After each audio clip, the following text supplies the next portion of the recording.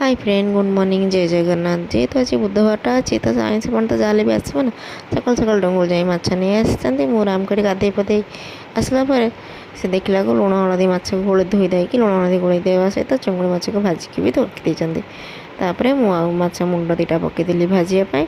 एपट्रे कहीकि से गल डुंगुल गले गाधे तो कहले मो पे अंडा आमलेट कर दिया खाइबी तो ब्रेकफास्ट अंडा आमलेट कर देती आ मोपाई ब्रेड आमलेट कर देती मिसिकी ये ब्रेकफास्ट करदेलु देखुना आज इंग्लीश ब्रेकफास्ट करने इच्छा होता तो खाई पी देकी चलिली मु पुणी किचेन को से गले कम करने मोर मु गली किचेन को आज बाकी माछ जतक ताकू सब भाजी भुजी देकी आज घांट बनवा को इच्छा होता मम्बो को आम घांट टे बेस भल लगे तो से कहले माछ घांट टे आज करदे तो ये आम टेस्टी वाला घांट तापर हो जाए गरम मसला और धनिया पत्र पकई देकी घांटी आम कम्प्लीट कर देती घांट हो सारापर बाढ़ के आगे मम्बो को दे देती खायापी सी खाई सारापर राम खाई सारापर समस्त आम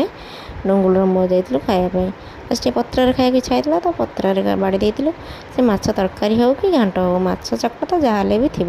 तो माछ चकटा माछ घांट लगे आम लंचटा कम्प्लीट कर रेस्ट नहीं जाइए 4टा बेले चा करके बाड़ी देती कप्रे आपको 3 कप कौन चा आज बढ़ले एक्चुअली मम्बो को सांग मैंने सब आसते ये देखुना ये तम ओनर मौसी और ये होती से जो ग्रोसरी दुकान जो मौसी से मौसी तो से सब मम्बोर सांग होगलानी तो सन्ध्या आसते तो चा बनई मुझे आज बुधवार अच्छी घर पोछापोछी कम सब सर सारे देखिए ऋषि कति जाइए सन्ध्या तो किसी कम ना सब कम कम्प्लीट कर देती तो ऋषि पाखे बुलिक आसी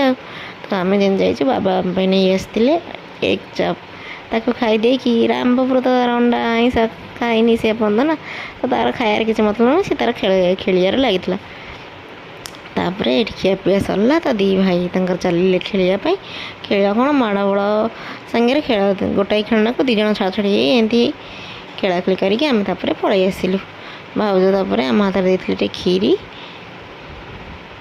तो से खीरी की मुझे बाढ़ी की दे दी डुंगुल को कहले मुझे आगे खीरी खाईदेवी तापर जाकि मुझे डिनर करी दे दी खीरी तापर ये दिन घांट तरकारी थी सरू चकुड़ी कर दे दी